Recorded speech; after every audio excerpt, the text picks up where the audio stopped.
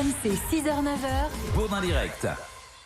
Il est 7h43. Merci d'être avec nous. Regardons un peu ce qui arrive à Mila. Mila est une jeune fille qui a 16 ans, qui est aujourd'hui menacée de mort et de viol pour avoir critiqué propos hostiles, virulents, insultants pour beaucoup sur la religion musulmane. Gwenaëlle Vindrestin, vous êtes avec nous. Bonjour Gwenaëlle. Bonjour Jean-Jacques. Mila ne peut plus aller au lycée. Elle reste chez elle. Ses parents ont déposé plainte et 2 enquêtes sont ouvertes. Rappelez-nous l'affaire.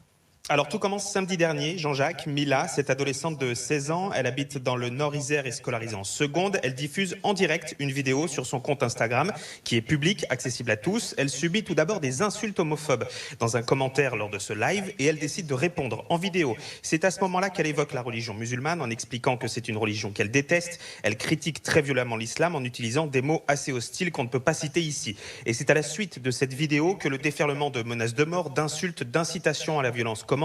D'abord en message privé, la jeune femme expliquera dans une interview à un site féministe qu'elle en a reçu plus de 200 à la minute. Et puis ensuite, c'est en public. Sa vidéo est extraite, partagée, vue des millions de fois sur Twitter, Facebook, Instagram, Snapchat, les autres plateformes.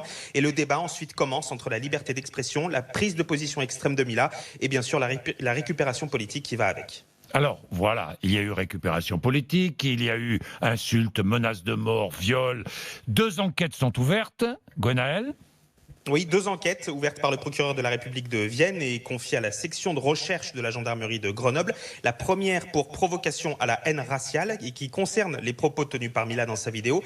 Et la deuxième enquête concerne les menaces de mort et le harcèlement qui en découle. Car aujourd'hui, son identité complète, son adresse, son numéro de téléphone ont été publiés sur les réseaux sociaux. Et au vu de l'ampleur de la polémique, eh bien Mila n'est pas retournée en cours depuis le début de la semaine. La police était présente devant son lycée pour empêcher d'éventuels débordements. Ça, c'était lundi. Elle n'est pas placée sous protection policière, mais les forces de l'ordre multiplient les passages devant sa maison.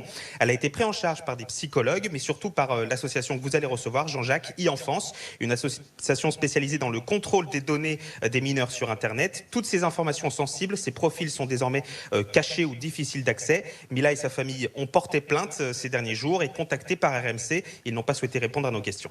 Bien, merci beaucoup Gwenaëlle Vindrestin et les parents ont déposé plainte. Justine Atlan, justement, est directrice de l'association e-Enfance, association de protection de l'enfance sur Internet. Bonjour Justine Atlan. Vous avez été mise très vite au courant de la situation de Mila. Comment ça s'est passé ? Oui, dès le retour du week-end, en fait, on a été au courant de cette diffusion qui commençait à prendre de la place sur les réseaux sociaux. On a été par ailleurs contacté par le ministère de l'Éducation nationale, qui est notre partenaire, qui nous a alerté effectivement sur le fait que cette jeune fille ne rentrait pas au lycée et qu'il y avait ce phénomène qui se déployait sur les réseaux sociaux.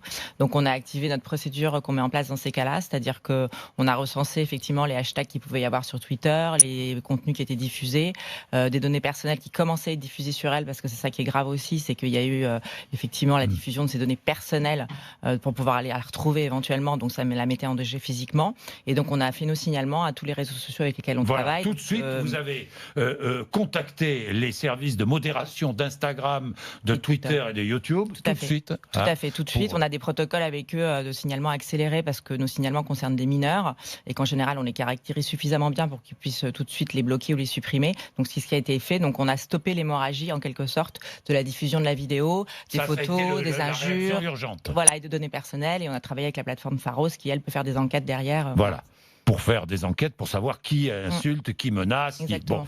Bon. Tout de suite, donc, vous avez essayé de contrôler les réseaux sociaux. Tout à fait. Et ensuite, j'imagine que vous avez appelé la famille de Mila. Absolument. Vous avez eu les parents mère de Mila et on a eu Mila elle-même au téléphone. Vous avez eu Mila elle-même. Est-ce qu'elle se rend compte de ce qui s'est passé Aujourd'hui, oui, malheureusement, elle se rend compte de la violence qu'elle subit à travers les réseaux sociaux, des injures qu'elle reçoit, des menaces de mort, effectivement, comme vous le dites. Donc elle a peur et elle regrette d'avoir eu ces prises de position en public, parce qu'effectivement, elle se rend compte du pouvoir à double sens de la viralité sur les réseaux sociaux et de la capacité que ça a après à vous faire perdre complètement la maîtrise de ce que vous avez pu poster une fois. Que lui avez-vous dit ?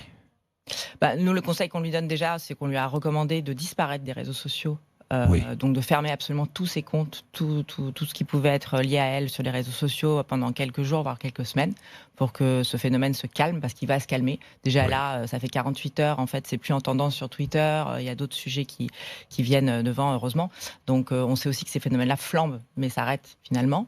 Et puis effectivement, bon, on va pas lui faire de leçons de morale, hein. Je pense que l'expérience, malheureusement, on sait que c'est ce qu'il y a de plus fort dans la vie, donc je pense qu'elle a compris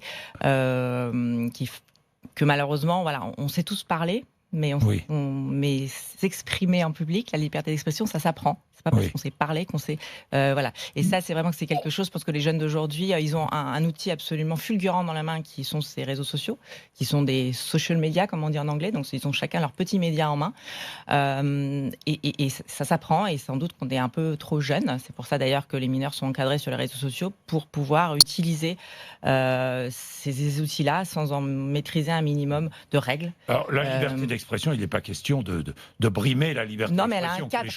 Elle a un cadre d'abord, en France, voilà, déjà, dans des pays... D'autant plus que Mila a 16 ans, hein, on est bien d'accord.